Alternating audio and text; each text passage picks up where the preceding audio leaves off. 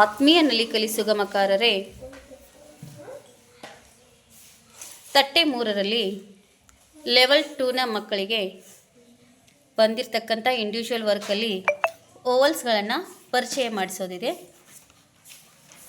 ಅವರಿಗೆ ಮಾತೃಭಾಷೆ ಕನ್ನಡ ಆಗಿರೋದ್ರಿಂದ ಇವುಗಳು ಶಿಕ್ಷಕರ ಸಹಾಯದಿಂದ ಮಕ್ಕಳಿಗೆ ಓವಲ್ಸ್ಗಳನ್ನು ಪರಿಚಯ ಮಾಡಿಸೋದು, ಅದೇ ರೀತಿಯಾಗಿ TLMನ ಬಳಕೆಯೊಂದಿಗೆ ಆ ಕಲಿಕಾಂಶವನ್ನು ಮಕ್ಕಳಿಗೆ ಮನಮುಟ್ಟುವಂತೆ ಯಾವ ರೀತಿಯಾಗಿ ಹೇಳಿಕೊಡಬೇಕು ಎಂಬುದನ್ನು ತಾವು ಈ ವಿಡಿಯೋದಲ್ಲಿ ವೀಕ್ಷಣೆ ಮಾಡುತ್ತೀರಾ.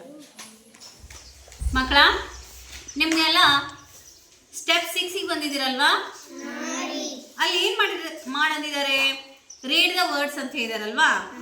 ಆಮೇಲೆ circle the middle letter of each word, middle ಲೆಟರ್ನ ಸರ್ಕಲ್ ಮಾಡ್ರಿ ಅಂತ ಹೇಳಿದ್ದಾರೆ. ಆಮೇಲೆ ಸರ್ಕಲ್ ಮಾಡಿರ್ತಕ್ಕಂಥ ಲೆಟರ್ಗಳನ್ನ ಇಲ್ಲಿ ಬರೀರಿ ಅಂತ ಹೇಳಿದ್ದಾರೆ. ಹೌದಾ? ಅದಕ್ಕೋಸ್ಕರ ನಿಮ್ಗೆ ವಿಶೇಷವಾಗಿ ಏನು ಮಾಡ್ಕೊಂಬಂದಿದ್ದೀನಿ, LTM ಅನ್ನ ಮಾಡ್ಕೊಂಬಂದಿದ್ದೀನಿ. ಇಲ್ಲಿ ನೋಡ್ರಿ, ನೀವು ಈ ಅಕ್ಷರವನ್ನು ಬಿಟ್ಟು ನಿಮಗೆ ವರ್ಡ್ ಓದಕ್ಕಾಗ್ತದೆ ಇಲ್ಲಿ ನೋಡ್ರಿ. ಆಗ್ತದಾ? ಆಗೋದಿಲ್ಲಲ್ವಾ? ಇವಾಗ ಓದ್ರಿ. ಏನಿದು? CAP cap. ಇದು ನೋಡ್ರಿ ಪ್ಯಾಟ್. ಇದು ನೋಡ್ರಿ ಕ್ಯಾಟ್. ಇದು ನೋಡ್ರಿ ಕ್ಯಾಪ್. ಯಸ್. Next man. ಇದು ನೋಡ್ರಿ ಮ್ಯಾಪ್. ಇದು ನೋಡ್ರಿ ಮ್ಯಾಟ್. ಇದು ನೋಡ್ರಿ ರ್ಯಾಟ್. ಹಾಗಿದ್ರೆ ಇವು ವರ್ಡ್ಸ್ ಆಗ್ಲಿಕ್ಕೆ ಯಾವ್ದು ಸಹಾಯ ಮಾಡ್ತಿಲ್ಲಿ? ಯಾವ್ದು ಸಹಾಯ ಮಾಡ್ತು? Very good ಪೈಜಾರ್. ನೆಕ್ಸ್ಟ್ ನೋಡ್ರಿ, ಇಲ್ಲಿ ಇದು ನೋಡ್ರಿ PN pen. Hen. Men. Next 10. Next jet. ಏನು? ಜೆಟ್. ನೆಕ್ಸ್ಟ್ ಏನಿದು? ವೆಟ್. ಏನದು? ಹೌದಾ? ಹಾಗಿದ್ರೆ ಇಲ್ಲಿ ವರ್ಡ್ಸ್ಗಳಾಗ್ಲಿಕ್ಕೆ ಯಾವ್ದು ಸಹಾಯ ಮಾಡ್ತಿಲ್ಲ? ಹೌದಲ್ವಾ? ಎ ಇಲ್ಲಿ ಹೆಲ್ಪ್ ಮಾಡಿದ್ರೆ ಇಲ್ಲಿ ವರ್ಡ್ಸ್ ಆಗ್ಲಿಕ್ಕೆ ಯಾವ್ದು ಹೆಲ್ಪ್ ಮಾಡ್ತು? ಹಾಗಿದ್ರೆ ಎ ಮತ್ತು ಇ ಹೆಲ್ಪ್ ಮಾಡಿದ್ವಾ? ನೆಕ್ಸ್ಟ್ ನೋಡ್ರಿ,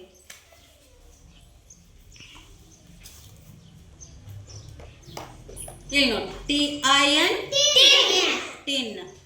next pin. Yes, pin. Next sit. Shraddha. Next pit. ಹಾಗಿದ್ರೆ ಇಲ್ಲಿ ವರ್ಡ್ಸ್ ಆಗ್ಲಿಕ್ಕೆ ಯಾವ್ದು ಹೆಲ್ಪ್ ಮಾಡ್ತು? ಲೆಟರು ಐ ಲೆಟರ್ ಹೆಲ್ಪ್ ಮಾಡ್ತು. ಐ ಏನದು? ಐ ಲೆಟರ್ ಹೆಲ್ಪ್ ಮಾಡ್ತಲ್ವಾ? ಈಗ ಯಾವ ಲೆಟರ್ಗಳು ಹೆಲ್ಪ್ ಮಾಡಿದ್ರೆ ಹೇಳ್ರಿ? First I. ನೆಕ್ಸ್ಟ್ ನೋಡ್ರಿ, ಏನದು? ಇದು pot. Next pot. Very good. Lot. ಇದು lot. Next hot. Not.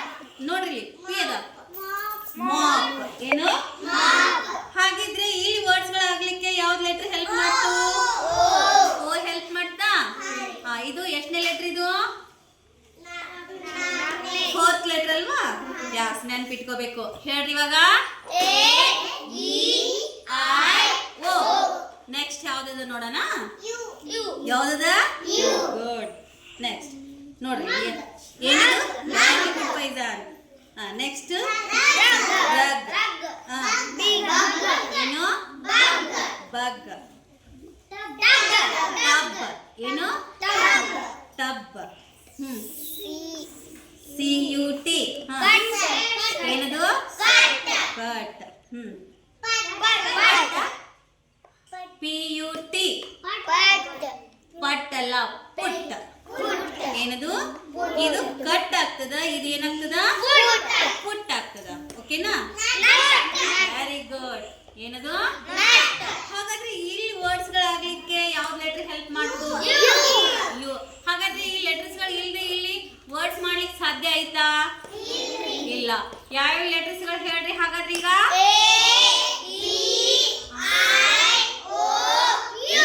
Yes, very good. Once more.